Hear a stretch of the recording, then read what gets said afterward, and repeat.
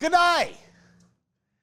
And it's Paul Catalina's Top 5 presented by Texas Beef House. Go to texasbeefhouse.com. Use our promo code SICK'EM10 to save 10% off of your order. Many satisfied customers that got the auction coming up here next week on July 17th and 18th. So make sure that you go and get your Texas-raised Wagyu beef. Many satisfied customers. We have gotten nothing but rave reviews, and we've had some of their stuff. Believe me, it's good. And when a guy with this face tells you that meat's good, you know it's good. I'm trustworthy. There's trustworthiness in fat. Anyhow, top 5 post-Media Day Big 12 predictions. Numero 5. Someone we don't expect will be in the title game. This is not so much of a prediction because of Big 12 Media Days, but it just reaffirmed it to me. This conference is so topsy-turvy. Right now, we all expect it to be Utah and Kansas State. That's what I picked, but guess what? I'm probably wrong. You're probably wrong. We're all probably wrong. 6 different teams have won this conference over the last few years. A bunch of different teams have played the title game. That means that if history continues, someone we don't expect, a West Virginia, a UCF, a Texas Tech, a TCU, will be in that title game. Now, probably against somebody that we expect, like a Utah, a Kansas, or a Kansas State, or maybe even Oklahoma State. Don't freak out because I didn't say your name, guys. But that is going to happen because that's what the Big 12 is, and that is what makes this conference so fun. Number 4, Josh Hoover will have a big year.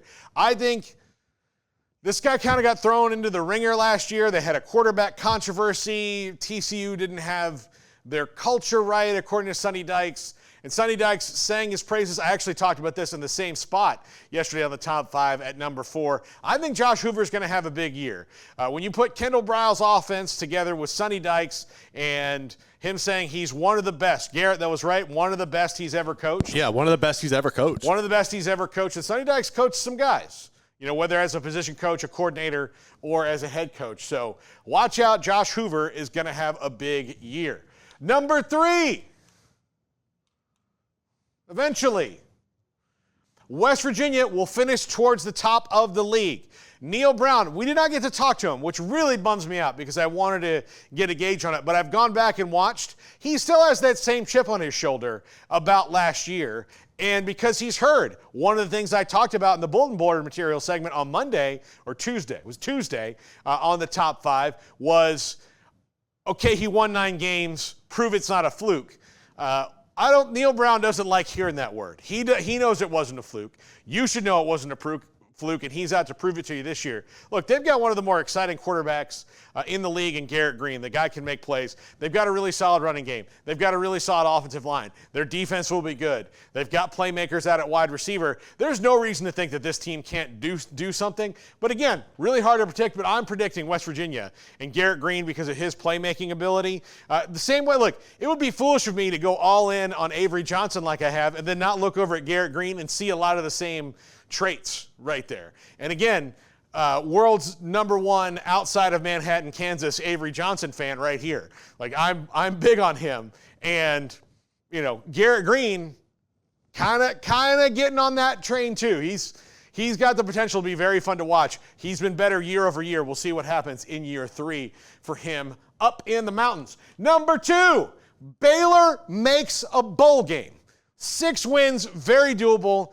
Dave Aranda calling defensive plays, Jake Spavital calling offensive plays. Look, I think they still have a ways to go talent-wise, but I think with DeQuan Finn, who I believe will ultimately be the quarterback, and Sawyer Robertson in a system that fits him, I think that they've got enough on offense to make plays. Along the front, still needs some building, but Dave Aranda calling the defense will make that work a lot better. It will allow Matt Pallage to be much more of a position coach, of which he is a lead at. Matt Pallage, first year as the sole DC, wasn't ready for that. But you know how I know he will be ready for it? He's still on the staff. And Dave Aranda believes that he will be. And look, if there's one thing that we know about Dave Aranda is he is one of the elite defensive coordinators in the history of college football. The history of college football. His Wisconsin and LSU defenses are among the best ever. His first year, like where he was probably maybe a little bit more involved-ish Baylor defense took a step forward with his concepts, and Ron Roberts calling it. Now Dave Aranda takes that back over. We saw a bit of a different Dave at Media Days and on Southwest Flight 583 from Las Vegas to Austin. But there's a little bit of difference there. He knows the score, and he's a smart guy. Now, I'm not telling you Baylor's going to be in the title game or anything like that, but 6 or 7 wins I think is very doable for this team, especially given their early schedule. If they can go 4-2 through the first 6, then, which I think is very reasonable. If they can go 4-2 through the first 6, then they just got to find 2 the rest of the way. That was kind of what they had to do last year, and they couldn't do it. And then once they started out so poorly, it was just the wheels the wheels didn't come off. The wheels never got put on the Baylor bus last year. Number 1, the Big 12 will have a Heisman candidate. I'm going to list off some people for you, and Garrett, stop me if I get to one that's unrealistic. Okay. All right. Ollie Gordon, Taj Brooks, Devin Neal, Jalen Daniels, Cam Rising, Garrett Green, Avery Johnson, Shadur Sanders, Travis Hunter, Noah Fafita, Tet McMillan. Okay. The list goes, man. I can keep going. I can absolutely keep going. I'll even throw out some dark horses out there. Micah Bernard at Utah, going to get a ton of carries, might score a ton of touchdowns this year. KJ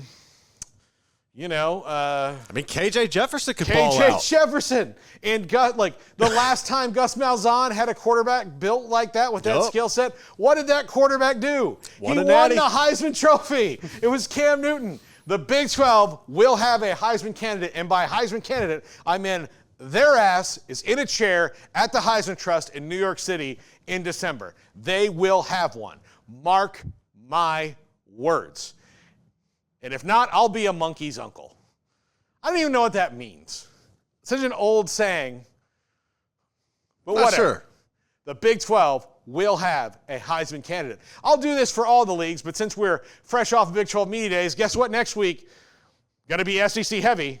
And as you know how I feel about the SEC, will all be totally complimentary. I will suckle at the teat of the SEC if I've got to. I don't have any pride or shame. That's going to do it for the top 5. Wrapping it up right now.